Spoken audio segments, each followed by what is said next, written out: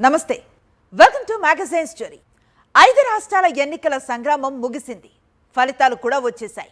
అనూహ్య విజయాలు, అఖండ విజయాలు, చారిత్రాత్మక విజయాలు నమోదయ్యాయి. హేమా హేమిల్ లాంటి నేతలకు ఓటర్లు ఓటమిని పరిచయం చేశారు. సర్వే సంస్థల అంచనాలకు అందకుండా ఓటర్లు తమ తీర్పునిచ్చారు. అసాధ్యాన్ని సుసాధ్యం చేయటం దగ్గర నుంచి ఒక్క ఓటుతో విజయకేతన ఎగరవేయటం దాకా ఎన్నెన్నో మెరుపులు కనిపించాయి. వ్యూహాలు, ఎత్తుగడలు, విమర్శలు, ఆరోపణలు, సవాళ్లు అన్నీ హల్చల్ చేశాయి. వీటన్నింటితో పాటుగా ఈ 5 రాష్ట్రాల ఎన్నికల ఫలితాలు కొన్ని పాఠాలు కూడా చెప్పాయి. పార్టీల అధినేతలు, అగ్రనేతలు అందరూ ఆ పాఠాలను బుద్ధిగా నేర్చుకుంటే మరోసారి గుణపాఠాలు నేర్చుకునే పరిస్థితి రాదు. దీనిపైనే ఇవాల్టి మ్యాగజైన్ స్టోరీ.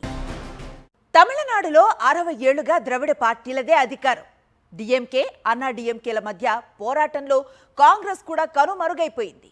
2 పార్టీలకు క్షేత్రస్థాయి నుంచి బలమైన పునాదులున్నాయి. సంస్థాగతంగా తిరుగులేని నిర్మాణం ఉంది. అందుకే అసలు విజయ్ని 2 పార్టీలు పట్టించుకోలేదు. డిఎంకే తన ఫోకస్ మొత్తం అన్నా డిఎంకే మీదే పెట్టింది. అన్నా డిఎంకే తన డిఎంకే లక్ష్యంగానే ఎన్నికల సమరం చేసింది. తన ప్రత్యర్థి పార్టీలు ఎంత బలమైనవో విజయ్కి బాగా తెలుసు. వాళ్ళని ఢీకొట్టి గెలవాలంటే ఎంత బలమైన వ్యూహాలను అమలు చేయాలో తెలుసుకున్నాడు, ఆచరణలో పెట్టాడు. అధికారంలో ఉంటే నువ్వు, లేకపోతే నేను అంటూ దశాబ్దాలుగా రాజకీయం చేస్తున్న 2 ద్రవిడ పార్టీలను ప్రతిపక్షంలో కూర్చోపెట్టాడు. విజిలే కదా అని లైట్గా తీసుకుంటే మోత కాదు, కోత కోసేశాడు. ఎలక్షన్ ఫీవర్ తో ఊగిపోయిన దేశం ఇప్పుడు రిలాక్స్ అవుతోంది. ఆరోపణలు, హామీలు, విమర్శలు, సవాళ్లతో మార్మోగిపోయిన 5 రాష్ట్రాల ప్రజలు కూడా ఇప్పుడు ఎన్నికల తర్వాత ప్రశాంతతని అనుభవిస్తున్నారు. ఎన్నికల ఫలితాల ప్రక్రియ కూడా పూర్తి కావడంతో ఓడిన పార్టీలు పోస్ట్ మార్టంలో బిజీగా ఉంటే, గెలిచిన పార్టీలు ప్రమాణ స్వీకారానికి ముహూర్తం చూసుకోవడంలో బిజీగా ఉన్నాయి. ఎన్నికల ప్రక్రియ అయితే పూర్తయింది. ఒక్కో రాష్ట్రంలో ఒక్కో ఫలితం. ఒక రాష్ట్రంలో అనూహ్య విజయం, మరో రాష్ట్రంలో అఖండ విజయం, ఇంకో రాష్ట్రంలో అనుకోని విజయం. ఎన్నికల ఫలితాలు విజేతలను మాత్రమే డిసైడ్ చేయలేదు, కొన్ని పాఠాలు కూడా చెప్తున్నాయి. తమిళనాడు అసెంబ్లీ ఎన్నికల్లో విజిల్ మోత మోగించింది. మామూలు మోత కాదు, 2 ద్రవిడ పార్టీలను ఆ మోత కోత కోసి పారేసింది. విజయ్ అత్యంత ప్రజాదరణ ఉన్న హీరో, దళపతిగా అభిమానుల చేత కీర్తించబడే హీరో. ఇంతవరకు ఓకే. కానీ విజయ్ ప్రత్యర్థి పార్టీలేంటి? ఒకటి అధికార పార్టీ డిఎంకే, 2 ప్రతిపక్ష పార్టీ అన్నా డిఎంకే. డిఎంకే కావచ్చు, అన్నా డిఎంకే కావచ్చు, 60 ఏళ్లుగా ఈ 2 ద్రవిడ పార్టీలదే తమిళనాడులో అధికారం. 2 పార్టీలకు క్షేత్రస్థాయి నుంచి తిరుగులేని పట్టుంది. సంస్థాగత నిర్మాణం అత్యంత బలంగా ఉన్న పార్టీలు డిఎంకే, అన్నా డిఎంకే. ఇంతటి బలమైన పార్టీలను ఎదుర్కోవడానికి, ఇంతటి బలమైన పార్టీల మీద విజయం సాధించడానికి విజయ్ ఎంత బలంగా పోరాటం చేశాడు, ఎంత వ్యూహాత్మకంగా ఓటర్లకు టీవీకేని దగ్గర చేశాడన్నది కేవలం తమిళ ప్రజలనే కాదు, దేశం మొత్తాన్ని ఆకర్షిస్తోంది. డిఎంకే, అన్నా డిఎంకే 2 కూటములు టీవీకేను చాలా తేలిగ్గా తీసుకున్నాయి. అసలు విజయ్ తమకు పోటీనే కాదని తీసిపారేశాయి. ప్రచారంలో ఎక్కడా టీవీకే ప్రస్తావనే తీసుకురాలేదు. పోటీ తమ 2 కూటముల మధ్య అని ప్రగల్భాలకు పోయాయి. అలా పక్కన పెట్టిన టీవీకేనే తమిళులు ఆదరించారు. విజయ్ మార్పు తెస్తారన్న క్రేజ్తో యువత, మహిళలు పెద్ద ఎత్తున ఓటేశారు. టీవీకే విజిల్ శబ్దాన్ని మార్మోగించారు. ఈ స్థాయి ఫలితాలను 2 కూటములు ఊహించలేదు. వారి అంచనాల్ని ఓటర్లు తలకిందులు చేశారు. స్వాతంత్ర్యం వచ్చాక తమిళనాడులో 1952 నుంచి వరుసగా 3 సార్లు కాంగ్రెస్ ప్రభుత్వాలు ఏర్పాటయ్యాయి.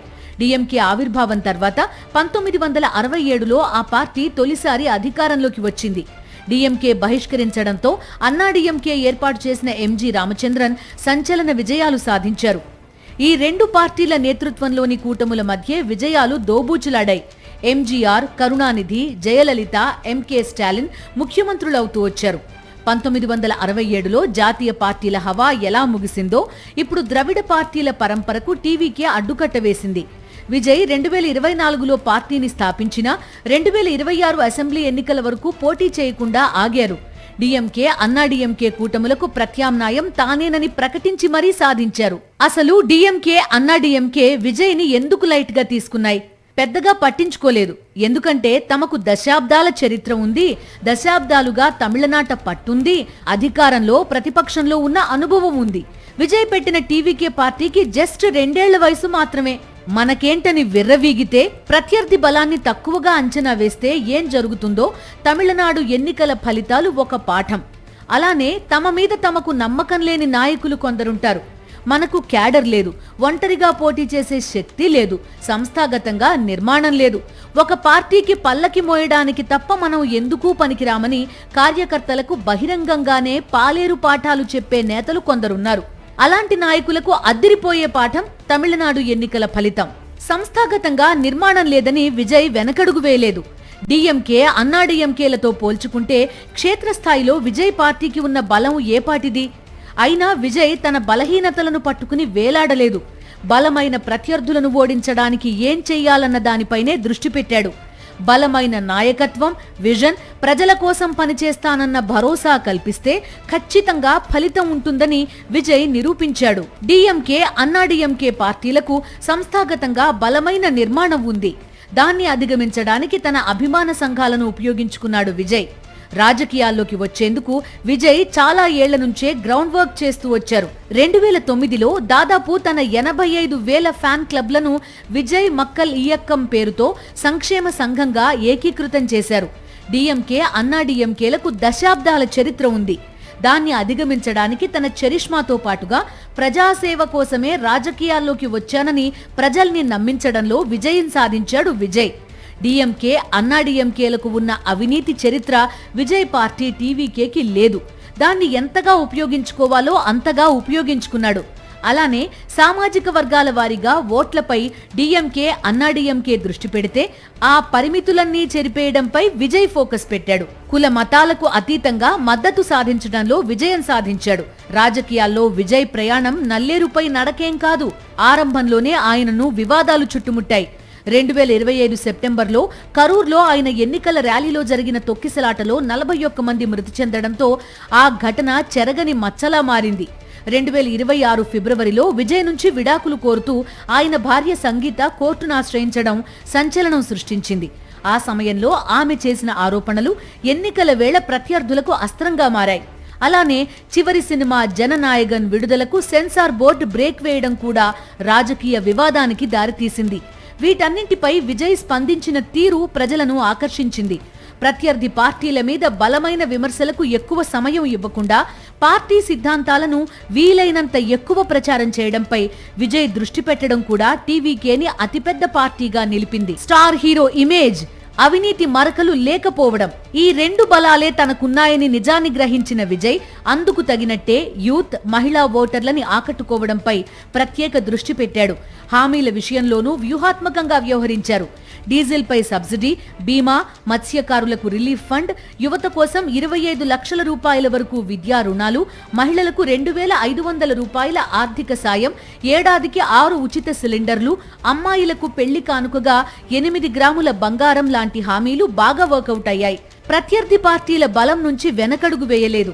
తన బలహీనతలను పదే పదే తలుచుకుంటూ డీలా పడిపోలేదు. తనను ఎంత బలంగా నమ్మాడో తన మీద ప్రజలకు భరోసా కల్పించే ప్రయత్నం కూడా అంతే బలంగా చేశాడు విజయ్. అందుకే తమిళనాడు రాజకీయాలను మలుపు తిప్పే చారిత్రక విజయాన్ని అందుకున్నాడు. ఓటమి కుంగదీస్తుంది. ఓటమి అవమాన భారాన్ని మిగులుస్తుంది. అదే ఓటమి పదే పదే ఎదురైతే పరిస్థితి మరింత దారుణంగా ఉంటుంది. కానీ ఓటమి ఎదురైన ప్రతిసారి ఆ ఫలితం నుంచి పాఠాలు నేర్చుకుంటూ సమరోత్సాహాన్ని నింపుకుంటే, ఓటమి ఎదురైన ప్రతిసారి ఆ అవమాన భారాన్ని అదిమిపెట్టి అనంత శక్తియుక్తులను కూడగట్టుకుంటే, ఓటమి ఎదురైన ప్రతిసారి కుంగదీసే పరిస్థితులను కుదేలేసి కొత్త వ్యూహాలకు పదును పెడితే విజయం వరించి తీరుతుంది.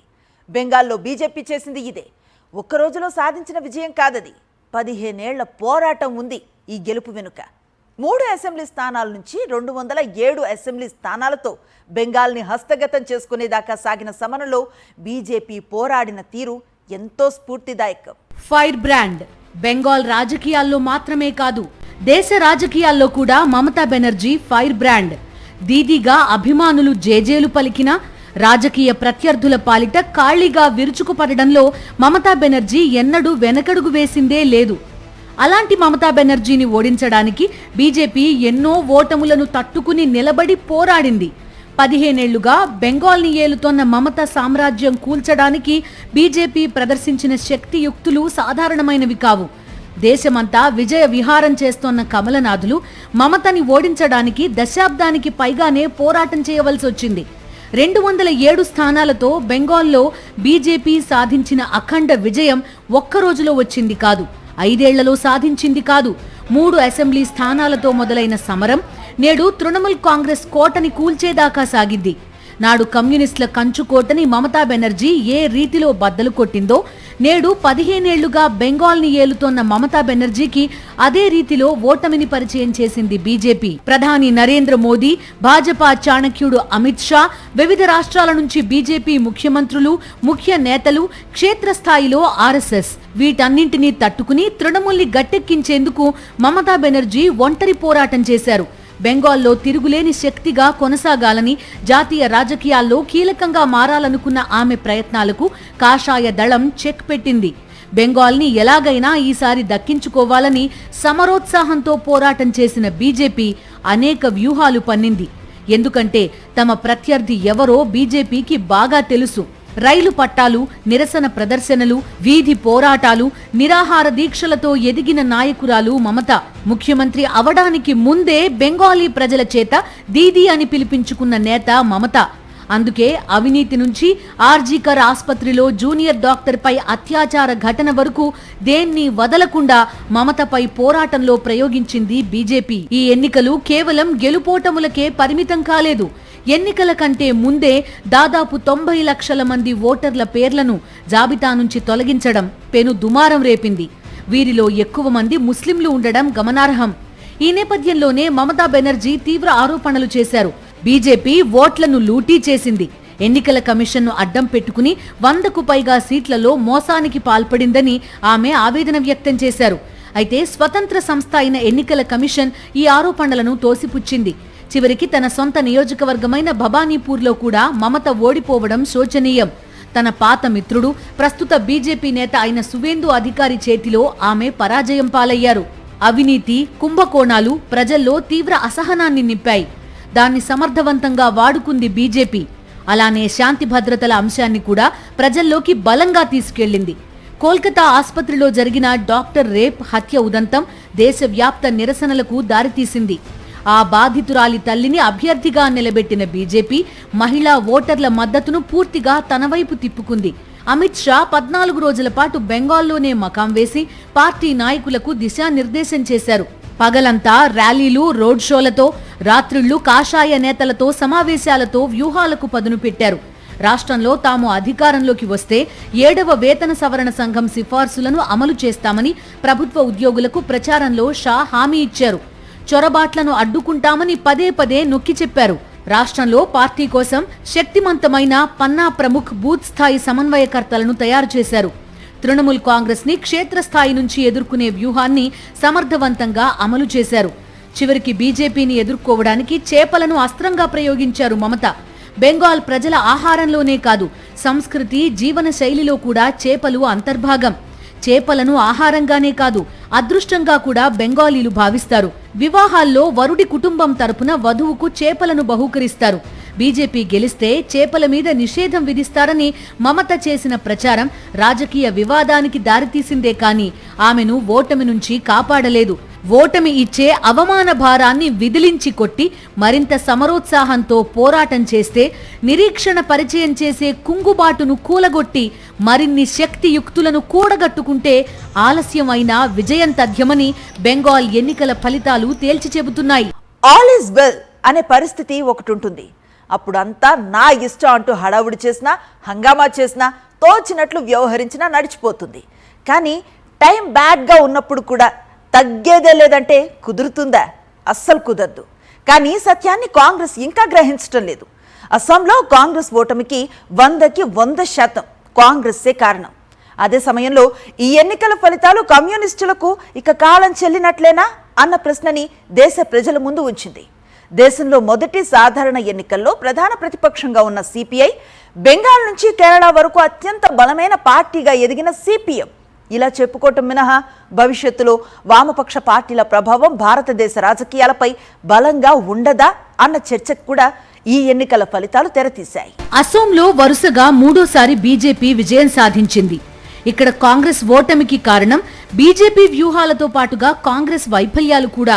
ఒకవైపు హిమంత బిశ్వ శర్మ చెలరేగిపోతుంటే కాంగ్రెస్ మాత్రం ప్రత్యామ్నాయ శక్తిగా ఎదగడం మీద దృష్టి పెట్టలేదు, మిగిలిన పార్టీలను కలుపుకుని పోలేదు. అదే సమయంలో హిమంత కాంగ్రెస్ ని వ్యవస్థాగతంగా విధ్వంసం చేయడంలో విజయం సాధించారు. బీజేపీ నుంచి పోటీ చేసిన అభ్యర్థుల్లో మూడో వంతు కాంగ్రెస్ నుంచి వచ్చిన వారే. అలానే ఎన్నికల సంఘం షెడ్యూల్ ప్రకటించడానికి సరిగ్గా వారం ముందు ఓరునోడోయ్ నగదు బదిలీ పథకం కింద 40 లక్షల మంది మహిళల ఖాతాల్లో 9,000 రూపాయల చొప్పున వేశారు. దీని విలువ 3,600 కోట్ల రూపాయలు. మళ్లీ అధికారంలోకి వచ్చాక నెలకు 3,000 రూపాయలు ఇస్తామని ప్రకటించారు. ఇది మంచి ఫలితాన్నిచ్చింది. రాష్ట్రంలో 18 నుంచి 29 ఏళ్ల మధ్య వయసున్న యువత 29% మంది ఉన్నారు. ఈ ఎన్నికల్లో నిర్ణయాత్మక శక్తిగా ఉన్న వారిని ఆకర్షించడంలో హిమంత సఫలమయ్యారు. మన ఉద్యోగాలు, భూములు మనకే అంటూ ఆయన ఇచ్చిన హామీ బాగా పనిచేసింది. కేరళలో కాంగ్రెస్ నేతృత్వంలోనే యూడీఎఫ్ విజయం సాధించింది. కానీ ఇందులో కాంగ్రెస్ ఘనత ఏమాత్రం లేదు. ఎల్డీఎఫ్ కి మరో ప్రత్యామ్నాయం లేకనే యూడీఎఫ్ వైపు ఓటర్లు మొగ్గు చూపారని రాజకీయ పరిశీలకుల నుంచి సామాన్య ప్రజల దాకా తేల్చి చెప్తున్నారు. కేరళ ఎన్నికల ఫలితాలు దేశంలో కమ్యూనిస్టులకు కాలం చెల్లినట్టేనా అన్న చర్చని తెరమీదకు తీసుకొచ్చాయి. 1951-52 తొలి సార్వత్రిక ఎన్నికల్లో కమ్యూనిస్టు పార్టీయే విపక్షాలన్నింటికన్నా ఎక్కువ సీట్లు సాధించి రెండో అతిపెద్ద పార్టీగా అవతరించింది. ఆ తర్వాత 5 ఏళ్లకు 1957లో కేరళలో విజయాన్ని సాధించి ప్రపంచంలోనే ప్రజాస్వామ్యయుతంగా ఎన్నికైన మొట్టమొదటి వామపక్ష ప్రభుత్వాన్ని ఈఎంఎస్ నంబూద్రిపాద్ నాయకత్వంలో ఏర్పాటు చేసింది. తదనంతర కాలంలో కమ్యూనిస్టుల్లో చీలిక వచ్చి సిపిఐ, సిపిఎంగా వేరుపడ్డాయి.